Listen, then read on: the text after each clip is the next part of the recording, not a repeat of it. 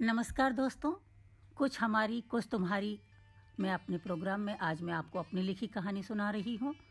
अजनबी सी वो। आजकल पार्क में टहलते हुए एक अजनबी लड़की दिखने लगी है। पतली दुबली स्मार्ट सी। आसपास से भी कई बार गुजरी। चेहरा पहचानने की काफ़ी कोशिश की मैंने, पर कुछ अंदाज़ा नहीं लगा पाया।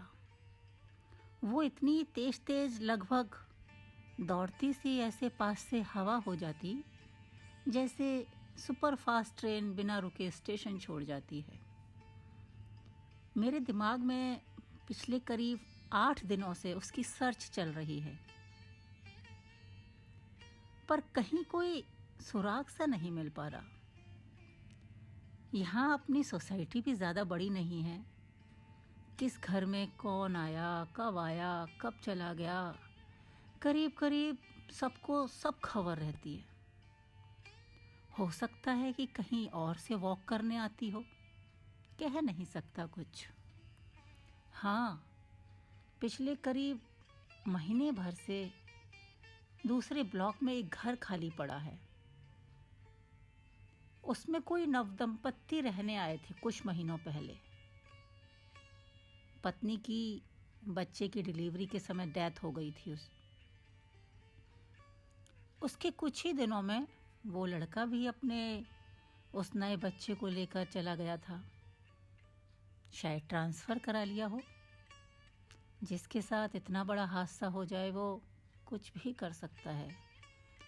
असली बात किसी को पता नहीं चल सकी, यहाँ तक कि उस घर के मकान मालिक तक को नहीं। वो भी इसी सोसाइटी में अपने एक दूसरे फ्लैट में ही रहता है। हमारे ताश के ग्रुप में उठता बैठता भी है। तो क्या उसी खाली वाले घर में कोई नया किराएदार आ गया? नहीं। हाँ, मैंने अपने इस विचार को भी झटका दिया। ऐसा होता तो पता चल ही जाता ना। मल्होत्रा परसों ही तो मिला था। मल्होत्रा, उस घर का मालिक। खैर, पता तो चल ही जाएगी। ऐसा क्या है जो इतनी छोटी सोसाइटी में छिप जाए किसी की नज़रों से?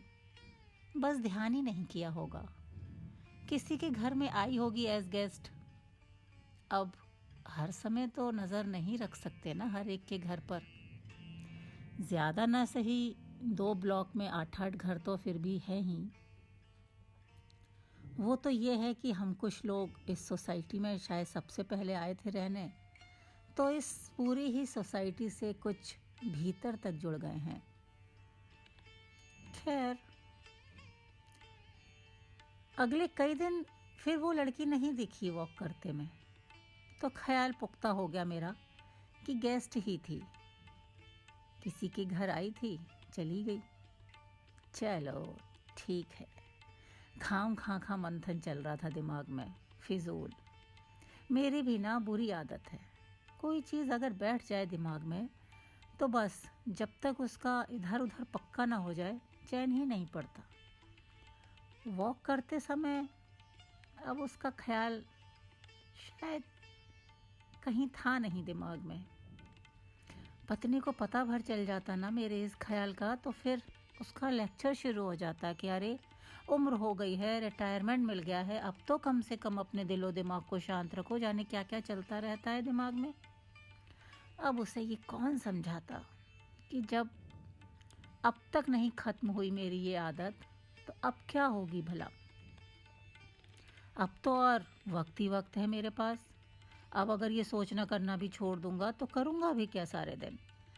सुबह शाम टहलते वक्त ग्रुप में लोगों को सुनाने के लिए कोई मसला मसाला भी तो होना चाहिए ना। नहीं तो मेरे जैसे खाली बैठे लोगों का क्या होगा। कमाल की बात तो ये थी कि हमारे 5 लोगों के ग्रुप में भी किसी को इस नए मेहमान के बारे में नहीं पता था। हाँ, ये बात अलग थी कि बाकी लोगों ने कुछ खास तवज्जो नहीं दी थी इस बात को, और मैं उसकी तह तक जाने की नाकाम कोशिश कर रहा था।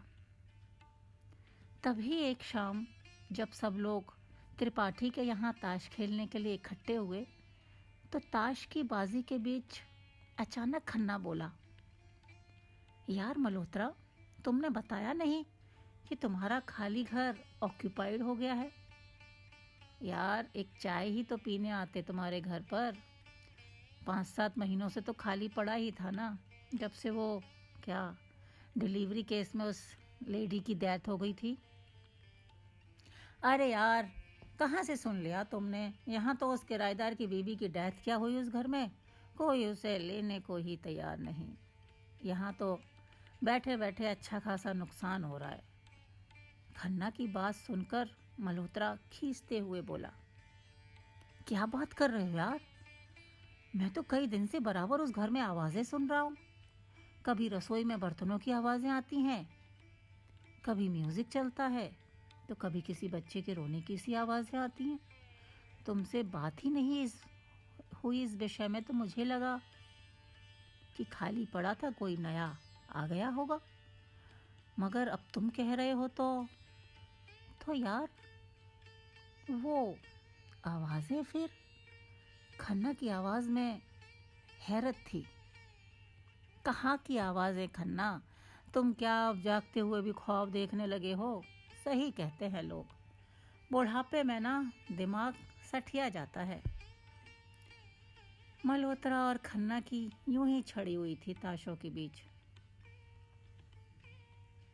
तुम्हें तो मजाक सूझ रहा है मल्होत्रा। आवाज तो चलो मैं मान भी लूं कि वहम होगा मेरा, या कहीं और से आ रही होंगी, लेकिन यार परसों दिन छुपे के वक्त मैंने किसी लड़की को पीछे आंगन में स्टैंड पर छोटे छोटे कपड़े सुखाते देखा था। अब ये भी क्या मेरा भ्रम होगा अग्रवाल साहब? आप ही बताइए। खन्ना ने अब मुझे घसीट लिया अपने और मल्होत्रा के बीच, जबकि लड़की की सुनकर कान तो मेरे भी खड़े हो गए थे। पार्क में वो तेज तेज टहलने वाली अजनबी सी लड़की फिर मेरे चिंतन का सबब बन गई थी। तुरंत बोला, क्या वो पतली दुबली सी सुंदर सी लड़की थी? लीजिए, अब ये भी खन्ना के सुर में सुर मिलाने लगे।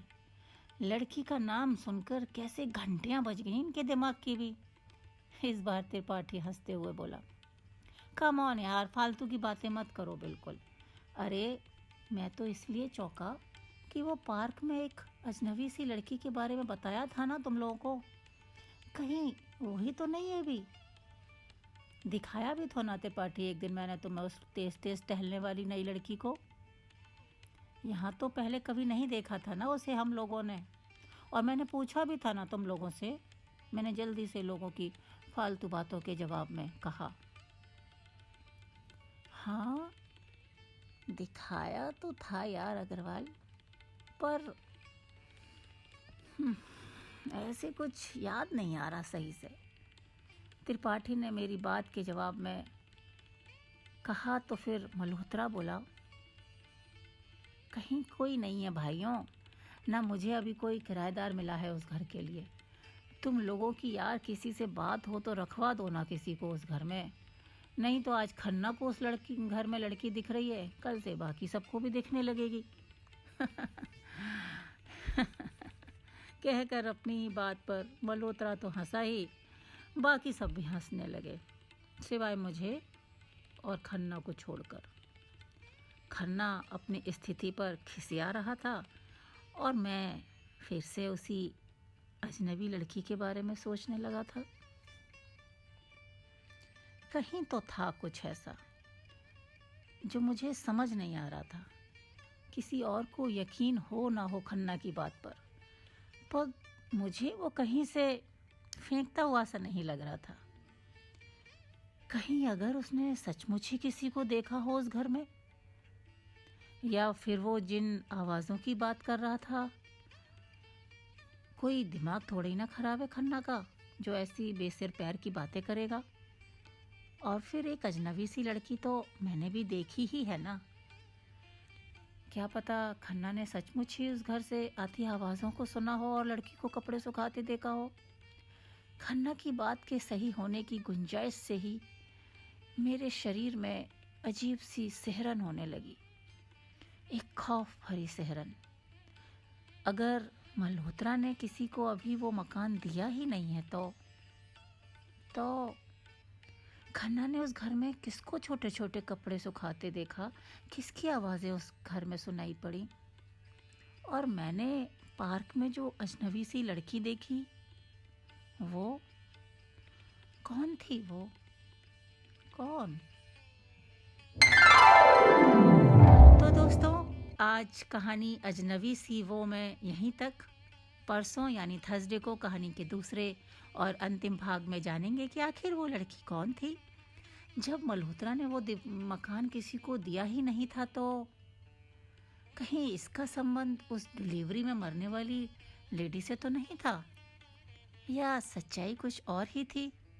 जानने के लिए बस थोड़ा सा इंतज़ार। सुनते रहिए कहानियों का मेरा प्रोग्राम कुछ हमारी कुछ तुम्हारी, हर ट्यूसडे और थर्सडे को। साथ ही मेरे चैनल को like, comment, share and subscribe भी करते रहिए। Thank you so much. अगली मुलाकात तक नमस्कार एंड टेक केयर।